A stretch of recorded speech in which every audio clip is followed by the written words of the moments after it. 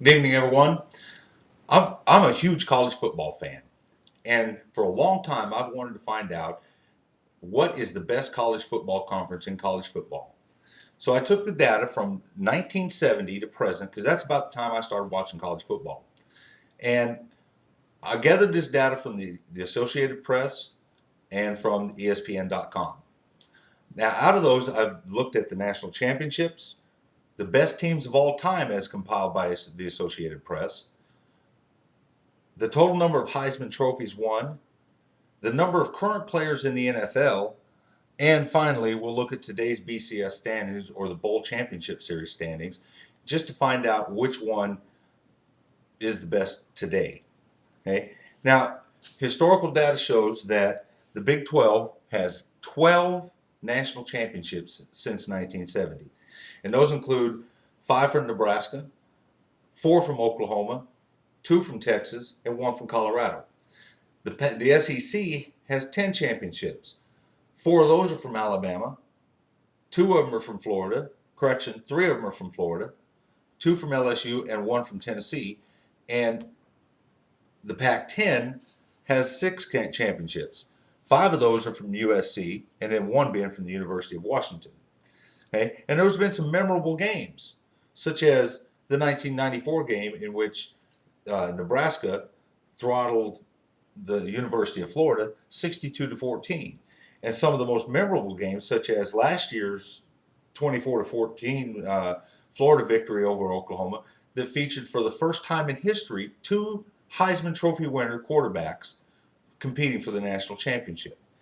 And then you had a couple years earlier where Texas and USC played to a 41-38 game, which is incredibly exciting, and that featured Vince Young and Matt Leinart. Okay. Now, according to the Associated Press, if you look at the best team of all time in college football, it is the University of Nebraska's 1971 squad. Now, those guys were number one because they beat the number 2 team in Colorado, or correction, the number 3 team at the time, the University of Colorado, 31-7. They played in the game of the century, or what was deemed by the Associated Press as the game of the century against the University of Oklahoma, which at the time was number 2. And in that game, it featured 17 of the 22 all Big 8 players. And it also featured the number 1 offense of the University of Oklahoma against the number 1 defense of the University of Nebraska. The University of Nebraska ended up winning that game, by the way, 35-31. And then they went on to play in the Orange Bowl, which was indeed the national championship game that year, against the University of Alabama. And they ended up beating Alabama pretty bad at 38-6. Okay? But if you look at the list of all-time teams on that list of top 20, you have 7 of them from the university or from the Big 12. You have 2 of them from the Southeastern Conference and 3 from the Pac-10. So if you look at the data right there, you'll see that the Big 12 is by far the more dominant conference. Okay, but there can be arguments made for the 1950s era Oklahoma team that won 47 straight games. But then again, that's outside of the data that we're looking at. Or you could make the same argument for the 1961 Alabama Crimson Tide, who scored 297 points in a year and only allowed 25. So that's quite amazing in itself. Okay? But what about individual players? Okay, individual players are part of a team, but they don't make the team. So what we're going to do is we're going to look at the Heisman trophies. Okay? Now, conference-wise, the Big 12 has, since 1970, has 10 Heisman Trophy winners, with the SEC having 5 and the Pac-10 having 6. But some of those memorable names that some football fans I know will recall are Marcus Allen from 1981 from the University of Southern California. Then you had Bo Jackson from the University of Auburn in 1985, or Barry Sanders in 1988 from Oklahoma State. Okay? Now, the amazing thing is the Pac-10 during the decade of the 1990s was completely shut out. They didn't get a single Heisman Trophy. Where the Big 12 had 2 Heisman Trophy winners, and the SEC had 1 Heisman Trophy winner.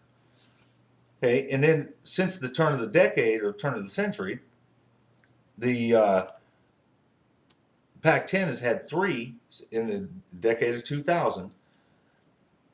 The SEC has had 1, and the Big 12 again has 3. So if you look at the data there, it bears out that again, the Big 12 is the best conference in college football. But let's look at today's standings. How does today's standings compare to the rest of it? Okay, the Big 12 only has 2 teams in the top 25, and headlined by the University of Texas at number 3.